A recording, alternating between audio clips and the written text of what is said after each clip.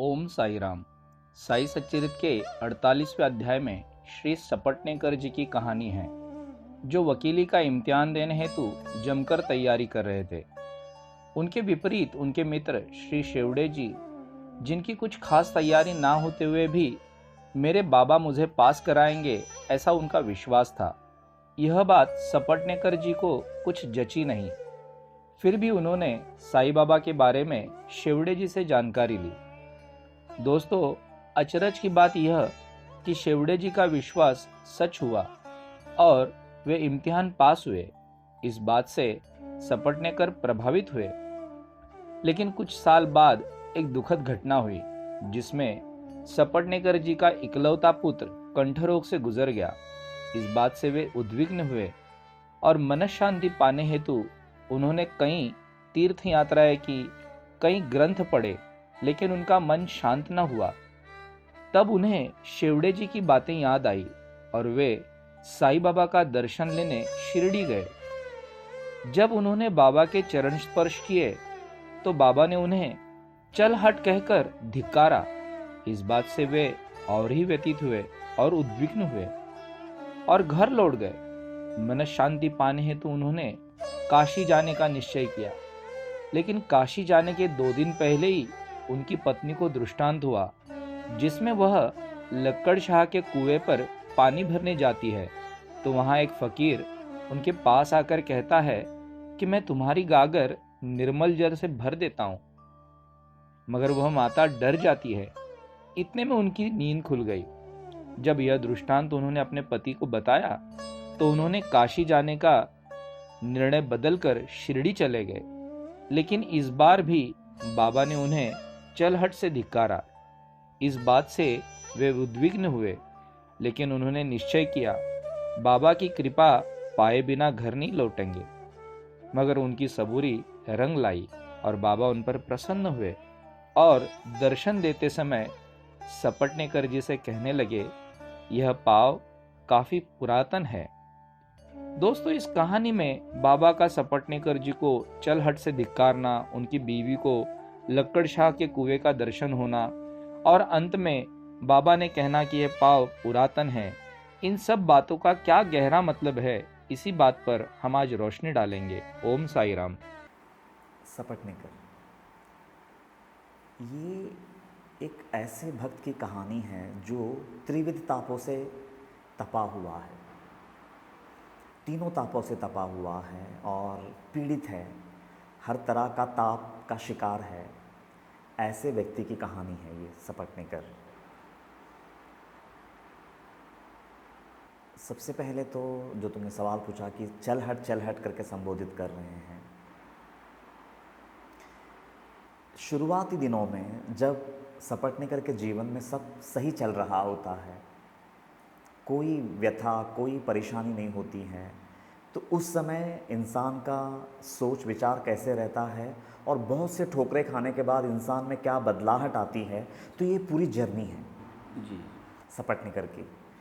तो जब सब कुछ ठीक चल रहा होता है तो शेवड़े, जिनकी आस्था बाबा के प्रति बहुत गहन होती है जी। कि मैं इस साल भले ही मैं पास ना हो जाऊं, लेकिन अगली साल मैं ज़रूर पास हो जाऊंगा, ऐसा मेरे बाबा कहते हैं, तो मैं 100% पास हो जाऊंगा। वो जो श्रद्धा बताते हैं, तो उस समय यही सपटनेकर मजाक उड़ाते हैं उनका जी। कि ये कौन सा बोंदू गुरु के चक्कर में तुम फंसे हो, मतलब ऐसा जो तुमको ये बोलता है कि तुम मेहनत नहीं भी करोगे तो तुम पास हो जाओगे। जी। तो थोड़ा सा अश्रद्धा दिखाते हैं जी। और मजाक उड़ाया जाता है।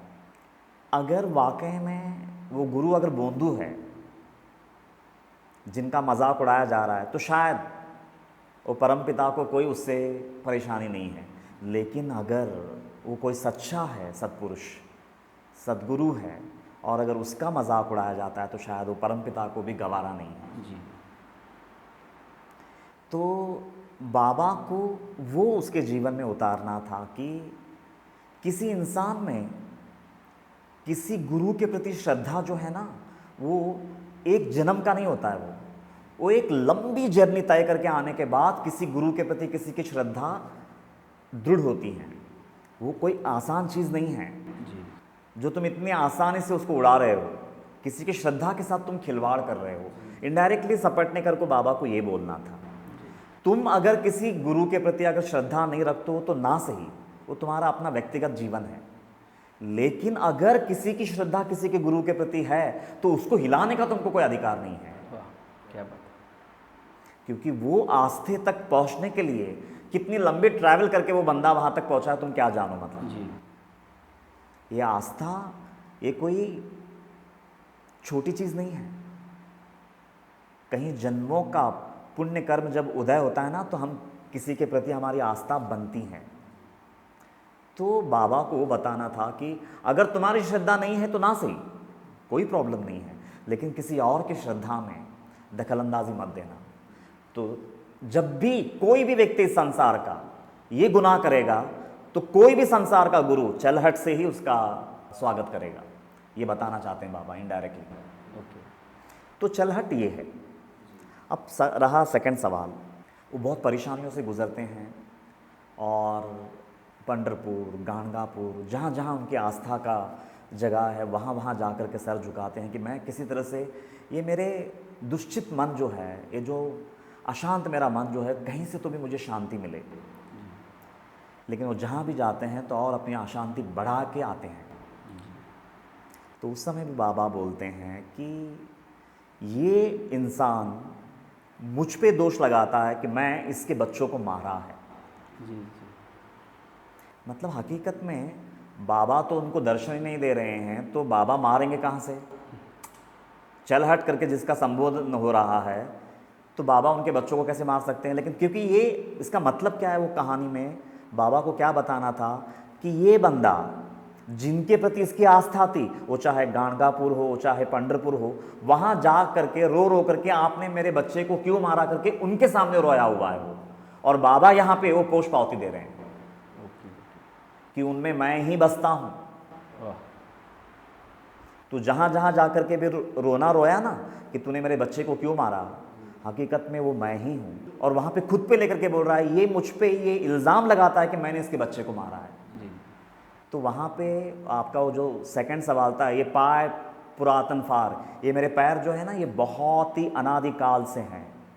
तो वहाँ पे उन्होंने वो बता दिया कि ये संसार का जो भी तीर्थ स्थान है वो मैं ही हूँ, इसलिए उन्होंने कहा कि ये पाय पुरातन फार, ये पैर बहुत ही पुरातन है मेरे, मतलब मैं ही हूँ। जहाँ तक भी तुम्हारी भगवान की दृष्टि तुम्हारी जाती है वहाँ मैं ही हूँ,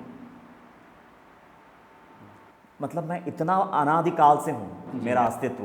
तो ये मेरा चेहरा, ये मेरे शरीर, ये मेरे अस्तित्व को लेकर के धोखे में मत रहना। तो वो वचन का मतलब वो है।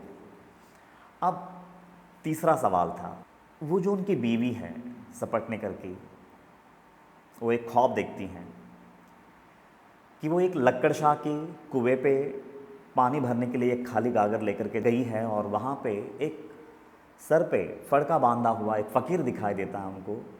101% तो बाबा ही है, जो ये बोल रहे हैं कि अरे बेटी तू क्यों बेवजह श्रम कर रही है, मैं तेरे घाघर को निर्मल जल से भर देता हूँ।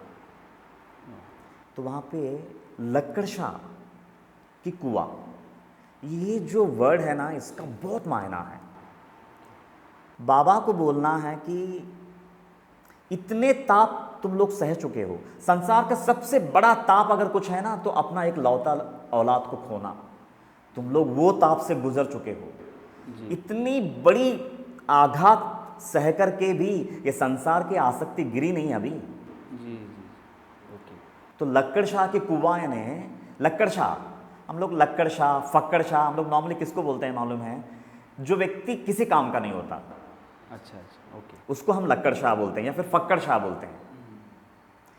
तो बाबा को ये बोलना था, ये जो कुआं है ना, ये वो संसार है वो लक्कड़शाह का। जब इंसान सिर्फ सांसारिक सुख सुविधाओं के लिए जीता है भगवान को भुला करके, तो वैसे इंसान को ये बोला जा रहा है कि ये संसार लक्कड़शाह की है, वो परमात्मा की नहीं है, वो सदगुरु की नहीं है तेरे लिए, क्योंकि तू इस संसार को ही सच मान बैठा है और वो परमात्मा को बुला दिया है तूने। तो तेरे लिए ये संसार लक्कड़शाह का कुआं है। क्या बात है, तेरे लिए, तेरे लिए। तो यहाँ का जल कभी भी तुझे तृप्ति नहीं दे सकती है।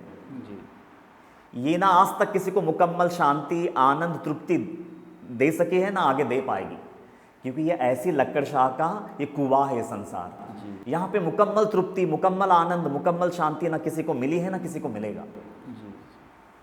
तो आज अगर तुम इतने भयानक दुविधाओं से, परेशानियों से, मुसीबतों से तुम अगर गुजर के आए हो ना, तो आज मेरा दिल कहता है कि तुम आज ये पानी ना पियो, ये संसार का पानी ना पियो। आओ, मेरे पास एक अलग पानी है, वो अमृत है मेरे पास। मैं तुम्हारे गागर को वो अमृत से भर देता हूँ। वाह, क्या बात। और तुम्हारा हक है। इतनी ठोकरें खाने के बाद भी अगर वापस यही संसार का कामयाबी, यही संसार का नाम, यही संसार का शोहरत, यही संसार का सुख सुविधाएं अगर तुम्हारे जीवन की अगर मंजिल बन चुकी है, तो तुम अभी भी धोखे में हो। जी। तो फिर अभी भी तुम ये लक्कड़ शाह के कुएं के पानी के लिए तुम तरस रहे हो। अभी तो भी मेरे पास कुछ अलग किस्म का पानी है, वो अमृत है। आओ, मैं तुम्हारे गागर को वो अमृत से, वो आत्मा रूपी अमृत से भर देता हूँ। वाह, क्या बात। तो ये पूरी कहानी है ना, बहुत गहराई से देखा जाए तो एक इंसान है जिसकी आस्था किसी गुरु के प्रति नहीं है। वो तो एक ज़माने में मजाक उड़ा रहा था, और वैसे इंसान को परेशानियों में डाल करके उसको इतना मतलब अंदर से बदल देते हैं कि वो घाघर को अपना करुणा रूपी निर्मल जल से भर सके, वैसा वो घाघर बना देते हैं। एक तरह से देखा गया तो ये असल में दिखने के लिए पेनफुल स्टोरी है जी। लेकिन सपटनेकर और उसकी बीवी से बढ़कर भाग्यवान कोई नहीं, मैं ऐसा कहूँगा, क्योंकि उनको तैयार कर दिया उन्होंने, तैयार कर दिया था वो अमृत जल के लिए। बहुत हो गया, ये लक्कड़ शाह के कुएं से जन्म जन्मों से इससे पानी पी रहे हो, लेकिन तृप्ति आज तक नहीं हुई ना, और किसी की नहीं हुई ना, किसी की होगी जी। ये वो कुआं है, ये संसार, ये लक्कड़ शाह का वो कुआं है जहां कभी किसी को मुकम्मल शांति, मुकम्मल आनंद ना किसी को मिला है, ना किसी को मिलेगा। अब तो भी इतनी ठोकरें खाने के बाद तो भी कम से कम है ना, मेरे जल, मेरी अमृत की तरफ कहीं तुम्हारी नज़र कम से कम इस तरफ फेर के तो देखो, मुझे क्या देना है। जी। वो तो आजमा लिए ना संसार का भोग भोग करके, वो तो आजमा लिया। उसकी धोखेबाजी समझ में आ गई ना, तो अब कम से कम मैं जिस जल को पिलाना चाहता हूँ, एक तरफ उस तरफ भी तो तुम्हारा मतलब रुझान बढ़े। और देखो फिर अगर वो जल एक बूंद भी अगर तुम्हारे नसीब में आ जाती है ना, तो जन्म जन्मों की मतलब थकान मिट जाएगी। वाह, क्या बात। और वो प्यास भड़काती नहीं है, बल्कि हमेशा के लिए प्यास मिटा देती है। वो बूंद है, वाह, वो तृप्ति का वो बूंद है वो। तो ये सब मिल करके मैं ऐसा बोलूँगा सपटनेकर की कहानी है। बहुत खूब, बहुत सुंदर।